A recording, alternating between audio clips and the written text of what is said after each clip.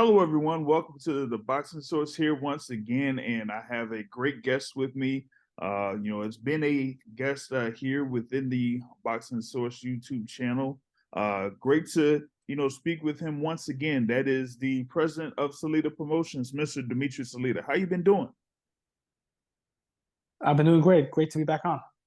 Yeah, it's awesome to have you. Awesome to have you.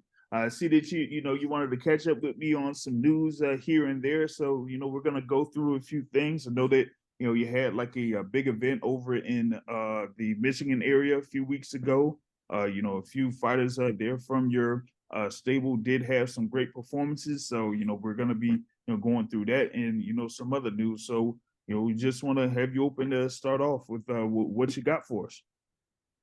Well, right behind you is Crawford and Spence. It's going to be a great fight, and I look forward to it with great anticipation. It's great to see the big fights are getting done.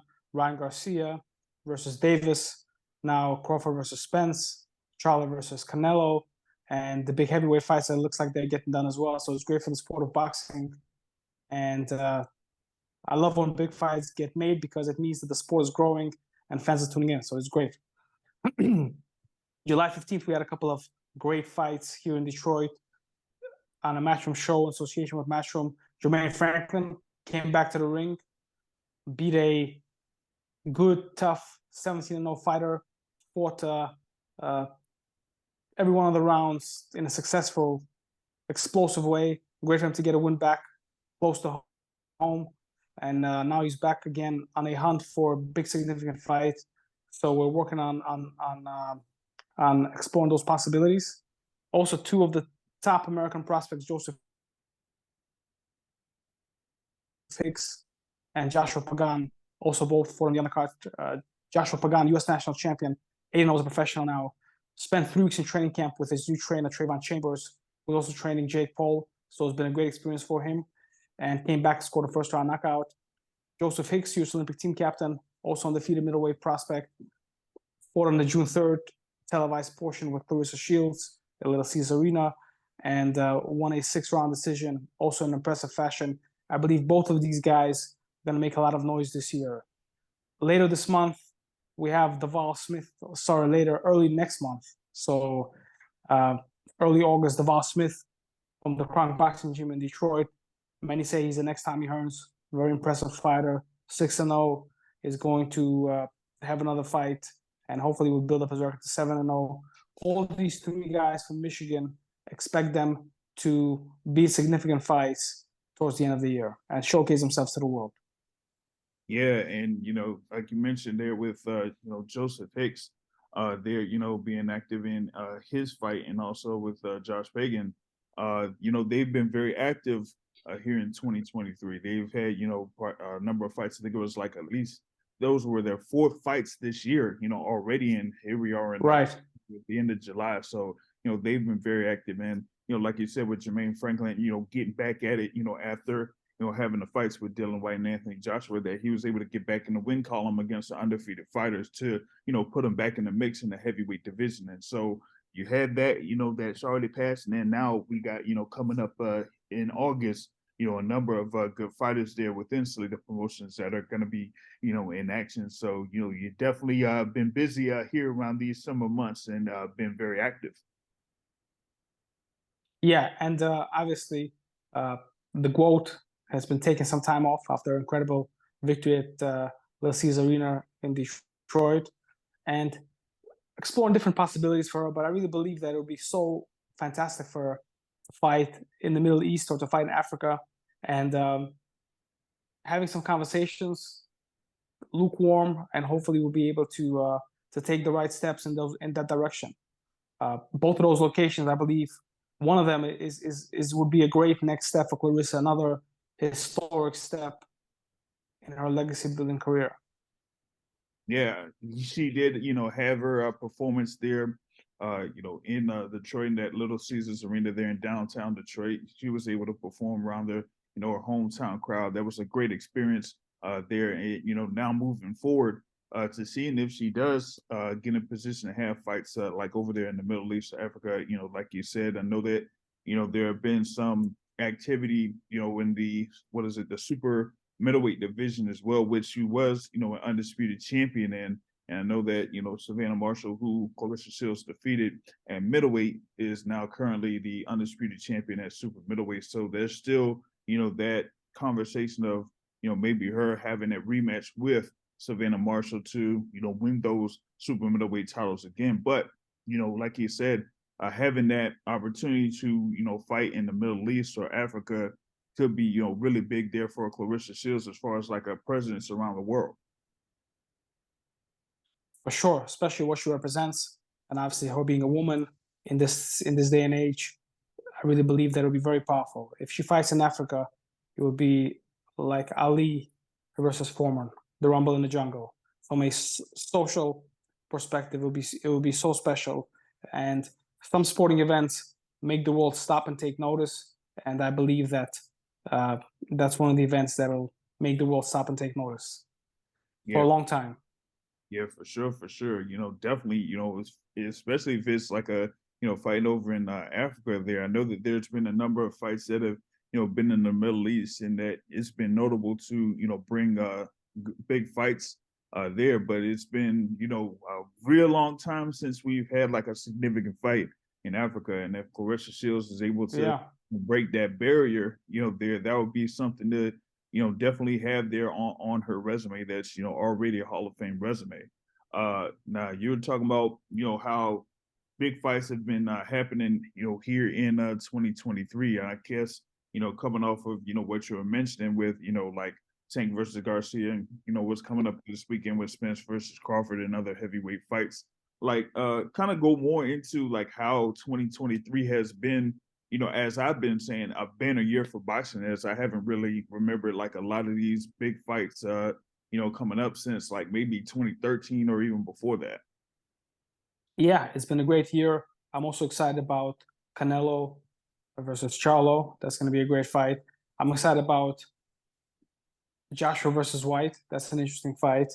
And I'm excited about Tyson Fury versus Ngannou. I think that's an interesting event.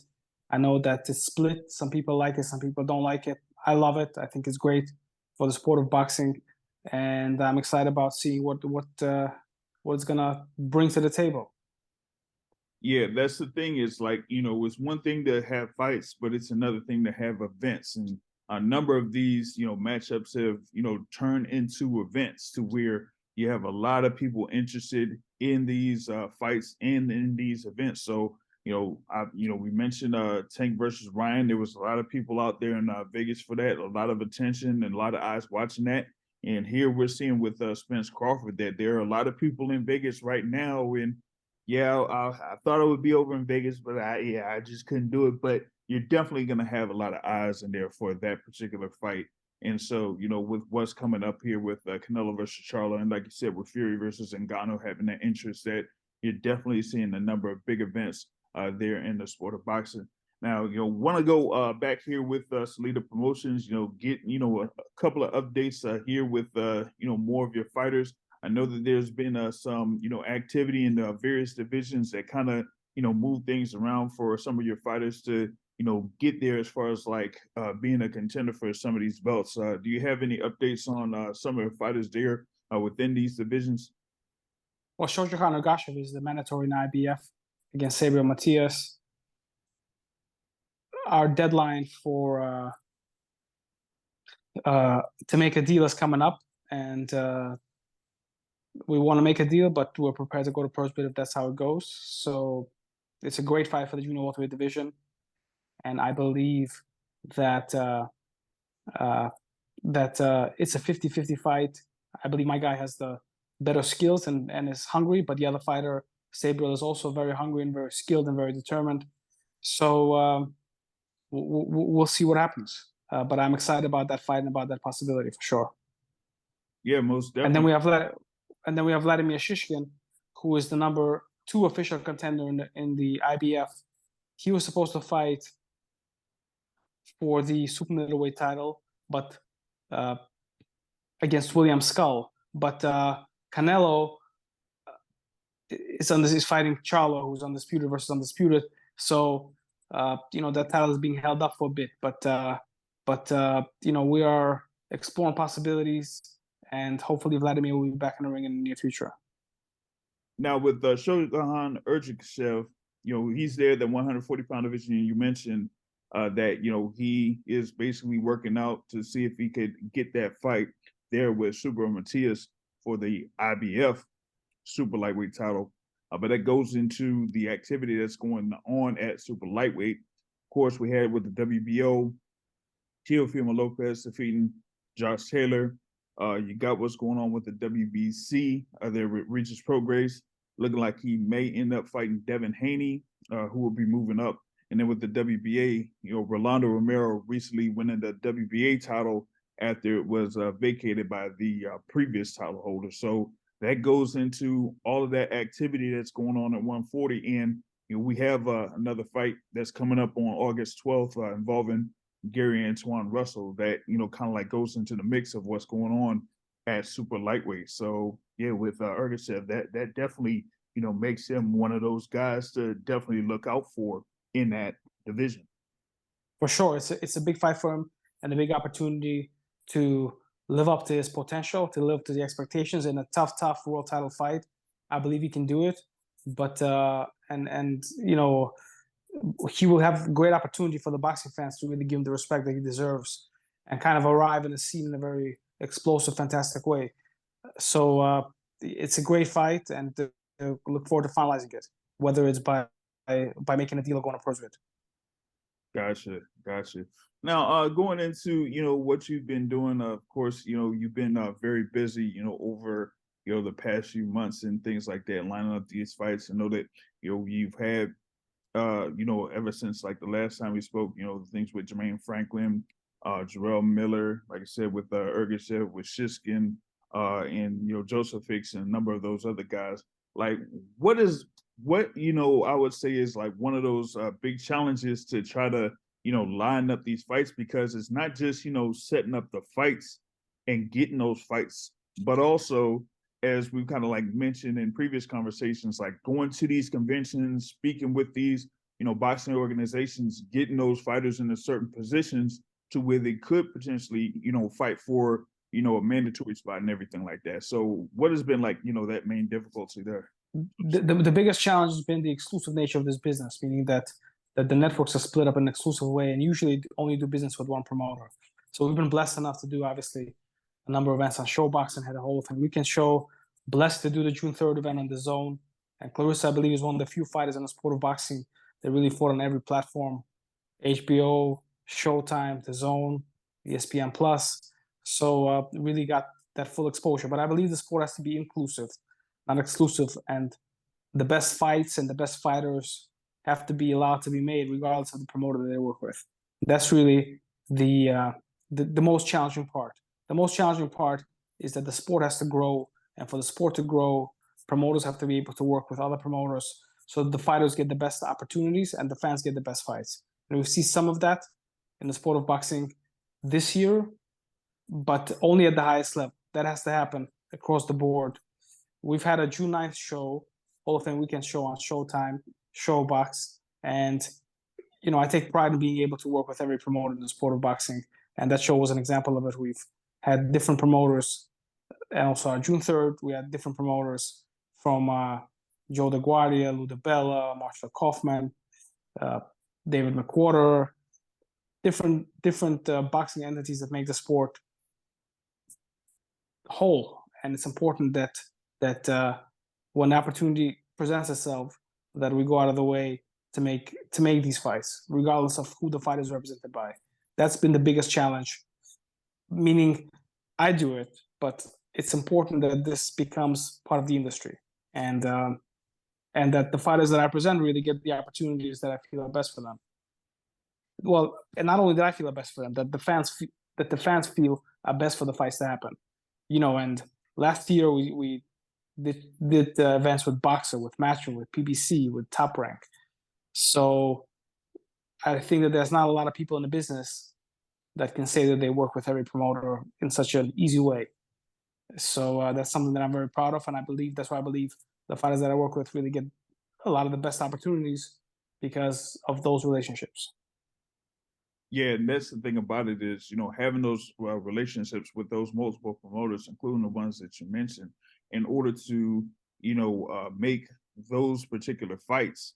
And like you said, as long as you make those particular fights, regardless of the level that it's at, you're able to have that opportunity to, make the most out of it for all parties that are involved.